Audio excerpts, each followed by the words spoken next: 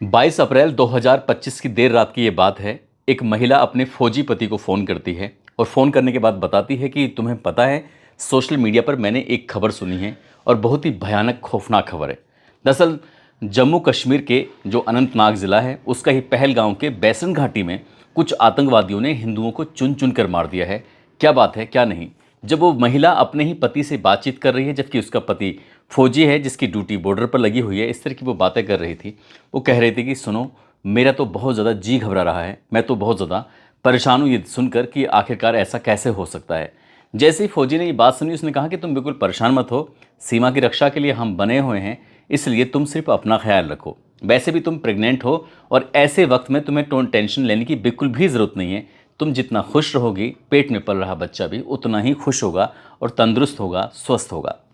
जैसे ही पति ने अपनी पत्नी से ये बात कही, इसके बाद फ़ोन रख जाता है और अगला दिन जब आता है, पत्नी अपने पति को फ़ोन लगाने की कोशिश कर रही थी लेकिन बातचीत नहीं हो पाती है।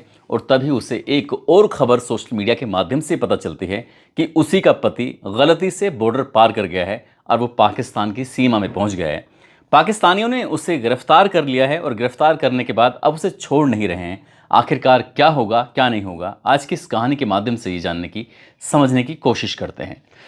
आदाब, नमस्कार, सत श्री अकाल। मैं उस्मान सैफ़ी। आज की जो सच्ची घटना मैं आपको सुनाने जा रहा हूँ, ये सच्ची घटना है 23 अप्रैल 2025 की सुबह। पंजाब प्रांत का एक ज़िला लगता है फिरोजपुर, और फिरोजपुर ज़िले का एक इलाका है ममदोट सेक्टर, गेट नंबर 208/1। दरअसल भारत पाकिस्तान का ये बॉर्डर है और किसान कंबाइन मशीन ले जाने के बाद अपने गेहूं की कटाई करने के लिए जा रहे थे। जैसे ही किसान अपने खेतों की कटाई करने के लिए जा रहे हैं तो उनकी सुरक्षा के लिए बीएसएफ के 2 जवान लगे हुए थे और बीएसएफ के जवान भी उनके साथ साथ थे। इसी बीच में 2 जो जवान होते हैं बीएसएफ के, उनमें से एक की अचानक से तबीयत ख़राब हो जाती है। और जैसे ही एक की तबीयत ख़राब होती है, उसका नाम था 118वीं बटालियन का कांस्टेबल पीके साहू। पीके साहू ने कहा अपने साथी से कि भाई मेरी थोड़ी तबीयत ख़राब हो रही है, अचानक से घबराहट सी हो रही है, दिक्कत सी हो रही है, करूँ तो क्या करूँ। उसने कहा तुम एक काम करो, पास में ही वो पेड़ है, पेड़ की छाँव में जाकर लेट जाओ, आराम करो, तब तक मैं इन किसानों की हिफाजत करता हूँ। इन्हें जो ये काम कर रहे हैं, अपनी खेती बाड़ी कर रहे हैं, मैं तब तक यहाँ देखता हूँ।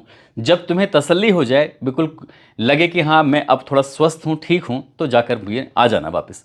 इस तरह की बात जब साहू से कही जाती है, पीके साहू से, तो पीके साहू अपने जो राइफ़ल थी उस राइफ़ल को ले जाने के वर्दी पहना हुआ है, आराम से जाता है और पेड़ की छाँव में पहुंच जाता है। वहां जाने के बाद जो अपना सामान था, उसके पास जो भी एक बोतल है, उसकी अपनी राइफ़ल है, उसके पास बाकी जो सामान रखा है उसको ज़मीन पर रख देता है आराम से। और वो लेटा हुआ वो आराम कर रहा था, तो क्योंकि उससे घबराहट सी हो रही थी, उससे एक अजीब सी बेचैनी सी हो रही थी। और जब तक उसे पेड़ की छाँव नहीं मिल जाती, जब तक उसको आराम नहीं मिल जाता, तो शायद उसको तसल्ली नहीं होती।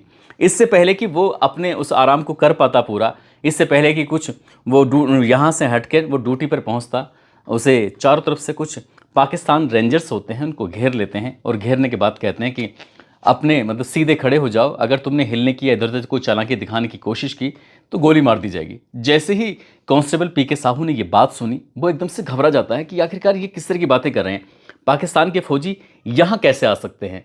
पता चलता है कि वो ज़ीरो लाइन क्रॉस कर चुका था, क्योंकि वो जो पेड़ है वो ज़ीरो लाइन क्रॉस करने के बाद पाकिस्तान की सीमा में आता है। और जब उसको ये बताया जाता है कि तुम पाकिस्तान की सीमा में अंदर आ चुके हो, अब तुम्हें गिरफ्तार किया जाता है। वो उसे पकड़ लेते हैं। फौजी को पकड़ने के बाद कई फोटोग्राफ्स खींचे जाते हैं। साथ ही जब गाड़ी में लेके जा रहे थे तो उसकी आंखों पर पट्टी बांध देते हैं और पट्टी बांधने के बाद उसकी जो फ़ोटो बनाए हुए थे, वो फ़ोटो कुछ ही देर के बाद सोशल मीडिया पर बहुत तेज़ी के साथ वायरल होने लगते हैं। 23 अप्रैल 2025 की ये घटना होती है। उसके बाद फिर जैसे ही बाकी बीएसएफ के जवानों को, बीएसएफ के उच्च अधिकारियों को, ऑफिसर्स को ये बात पता चलती है, तो उन्होंने पाकिस्तान के रेंजर से ये बातचीत करने की कोशिश की। 2-3 मीटिंग भी होती हैं। मीटिंग के बाद ये जानने की कोशिश करते हैं कि हमारा फ़ौजी कहाँ है, आप उस हमारे फ़ौजी को वापस कर दीजिए। लेकिन वो जो मीटिंग होती हैं, उस मीटिंग से कोई नतीजा हाथ नहीं लगता। हद तो तब हो जाती है जब पाकिस्तान के रेंजर्स ये कह देते हैं कि हमारे पास तो पीके साहू नाम का कोई भी सैनिक ऐसा है नहीं, आपको शायद कोई गलतफहमी हुई है। जबकि पाकिस्तान की मीडिया में प्रकाशित जो फ़ोटो होते हैं उस फौजी के, पीके साहू के, कांस्टेबल के, तो वही फ़ोटो सोशल मीडिया पर वायरल हो रहे थे। उन फ़ोटो को भी दिखाया जाता है। और साथ में जब फ़ोटो खींचे हुए थे तो उसकी जो आसपास कुछ लोग खड़े हुए हैं, तो उनकी जो वर्दी है, हालांकि वो फ़ोटो को काटने की कोशिश की गई थी, लेकिन वर्दी को देख के साफ अंदाज़ा लग रहा था जैसे ये पाकिस्तान के सैनिकों की है। अब पाकिस्तान ने साफ साफ इनकार कर दिया। कई मीटिंग होती हैं, मीटिंग के बावजूद भी वो कोई भी बातचीत करने को तैयार नहीं है, और बातचीत होती है तो वो कोई ना कोई बहाना कर देते हैं। उच्च अधिकारियों के प्रयास भी कई तरह के विफल हो जाते हैं। दरअसल जो फौजी है वो जीरो लाइन क्रॉस कर जाता है, और जीरो लाइन है क्या, इसके बारे में बातचीत करने की कोशिश करते हैं। जीरो लाइन एक बेहद संवेदनशील हिस्सा होता है, अंतर्राष्ट्रीय सीमा का वह हिस्सा जहां भारत और पाकिस्तान सीमा बेहद नज़दीक होती है। यहाँ सीमित समय और परिस्थितियों में किसानों को खेती करने की अनुमति दे दी जाती है। जिस तरह से समझने की कोशिश करते हैं कि एक तरफ भारत की जो बैरिकेडिंग है, जो तारों से तारबंदी होती है, उसके आगे चलने के बाद करीब कुछ हिस्सा होता है, उस हिस्से में खेतीबाड़ी हो सकती है। उसके बाद फिर पाकिस्तान की भी ऐसी कुछ तारबंदी होती है, तो किसान इस हिस्से में आ सकते हैं, जा सकते हैं। यहीं पर एक पिलर जैसे होते हैं, एक तरफ पिलर पर लिखा होता है इंडिया, एक तरफ पिलर पर लिखा होता है पाकिस्तान। तो यहाँ तक तो अगर कोई आ सकता है, जा सकता है, कोई इशू नहीं, कोई दिक्कत नहीं है। लेकिन ऐसा बताया जाता है कि पाकिस्तान ने अपनी तरफ इस तरह से कोई बैरिकेडिंग वगैरह नहीं कर रखी है। बैरिकेडिंग करने के लिए शायद उसे बहुत ज़्यादा खर्चा भी होता होगा। उस खर्च से बचने के लिए, या हो सकता है कि उसकी नीयत में कोई ख़राबी हो, इसलिए हो सकता है। तो जैसे ही ये जो सैनिक होता है, ये इसकी तबीयत ख़राब होती है, और सैनिक तबीयत ख़राब होने की वजह से वो पेड़ की छांव में जाकर लेटने की जैसी कोशिश कर रहा था, वो पकड़ा जाता है और ये इसे अपने साथ ले जाते हैं। और कई मीटिंग के बावजूद भी इसको ये ना तो ये जाहिर होने देते कि वह हमारे पास से कहाँ पर रखा हुआ है, आगे क्या करना है, क्या नहीं करना है, जबकि ऐसा पहले कभी नहीं होता है। जब ये खबर उसके परिवार वालों को पहुंचती है, उसका परिवार जो रहता है पश्चिमी बंगाल प्रदेश का एक ज़िला लगता है हुबली, और हुबली ज़िले का ही एक इलाका है रिसड़ा के हरी सभा इलाके में रहने वाला होता है। उसकी माताजी, उसके पिताजी, माँ यानी कि देवी साहू, पिता भोलेनाथ साहू, और पत्नी जो होती है वो रजनी साहू, जो कि प्रेग्नेंट है, और साथ ही उसके पास 7 साल का एक बच्चा भी है, बालक भी है, और जो एक भाई है श्याम सुंदर साहू। श्याम सुंदर साहू और ये परिवार वालों को जैसे ही पता चलता है, मीडिया वालों ने इनसे संपर्क करने की कोशिश की, तो मीडिया वाले बताते हैं कि लगभग 17 साल से बीएसएफ के लिए वो सेवा दे रहे हैं, और जगह जगह उनकी ड्यूटी लगती रही है। कुछ दिन पहले ही उनकी ड्यूटी थी जम्मू कश्मीर के श्रीनगर के अंदर, और श्रीनगर से ट्रांसफ़र हो जाता है पंजाब के फिरोजपुर में, और ये कुछ दिन पहले ही वहाँ पर पहुँचे थे। हो सकता है कि इन्हें उतनी जानकारी, उतनी वहाँ के जो नियम कायदे कानून हैं उसके बारे में इतनी जानकारी ना हो, लेकिन अभी ये 31 मार्च 2025 को छुट्टी मनाकर अपनी ड्यूटी पर गए थे। और ये बात भारत के जो बीएसएफ के उच्च अधिकारी होते हैं, जब पाकिस्तान के रेंजर्स के साथ मीटिंग होती है, तो ये साफ साफ बताई जाती है कि जो हमारा ये सैनिक है, कांस्टेबल है, अभी हाल ही में इसकी पोस्टिंग हुई है, इसको इस बात की जानकारी नहीं थी, लेकिन पाकिस्तान है कि वो सुनने को तैयार नहीं है। बीएसएफ के डीजी आईपीएस दलजीत चौधरी ने केंद्रीय गृह सचिव गोविंद मोहन से भी बातचीत की है, और इस मुद्दे को उच्च स्तर पर उठाने की उन्होंने कोशिश की है, ताकि ये फौजी है अपने परिवार के साथ सकुशल वापस आ जाए।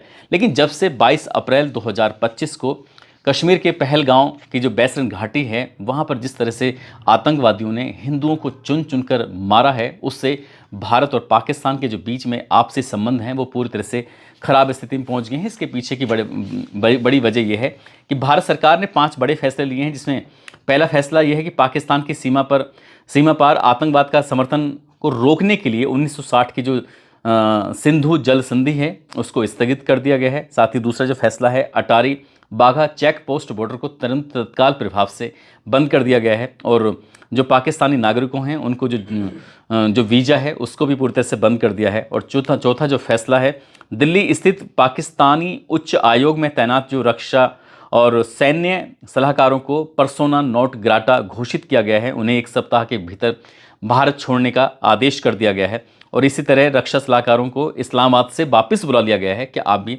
वापस आ जाइए। साथ ही 5वां जो फैसला भारत ने लिया है, दोनों उच्च आयोगों में कर्मचारियों की संख्या 55 से घटाकर अब 30 करने का फैसला लिया गया है। ये जो आदेश है वो 1 मई 2025 से लागू भी हो जाएगा। जब इस तरह की भारत ने 5 फैसले लिए हैं, उधर पाकिस्तान ने भी फैसले लिए हैं, उन्होंने भी वीज़ा रद्द कर दिए हैं, उन्होंने जो शिमला समझौता है उसको भी रद्द कर दिया है, और कई तरह के कड़े फैसले लेने के बाद अब स्थिति इस तरह से पैदा हो चुकी है जैसे भारत और पाकिस्तान के बीच में युद्ध जैसी स्थिति पैदा हो रही है। क्योंकि ये बताया जाता है कि जो हिंदू टूरिस्टों को मारा गया था, उनको मारने वालों में 2 कश्मीर के थे और 3 पाकिस्तान के आतंकवादी बताए जाते हैं। हालांकि सेना, एजेंसियां, तमाम ये जो सरकार से जुड़ी हुई एजेंसियां हैं वो काम कर रही हैं, ये पता लगाने की कोशिश कर रही हैं कि आखिरकार पहलगांव के इस बैसन घाटी में किसने इस तरह से हमला किया है। लेकिन जब से पीके साहू इस पाकिस्तान की सीमा में पहुंच जाते हैं। तो इस तरह के बारे में बताया जाता है, एक इसका प्रोटोकॉल है।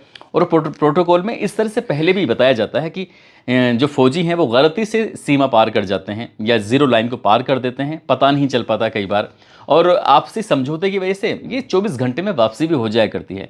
लेकिन ऐसा पहले कभी नहीं हुआ है। ऐसा बताया जाता है कि पीके साहू को जैसे 24 घंटे का समय होता है, यह अंदाज़ा लगाया जा रहा था कि उन्हें छोड़ देंगे, 2 दिन हो जाते हैं, 3 दिन हो जाते हैं, लेकिन अब चौथा दिन बीत चुका है और पीके साहू वापस नहीं आया है। जैसे उनकी पत्नी रजनी ने कहा कि वो खुद जाएंगी फिरोजपुर, खुद जाकर उच्च अधिकारियों से बातचीत करेंगी, वो दिल्ली भी जाएंगी। परिवार के लोगों का रो कर बुरा हाल हो चुका है।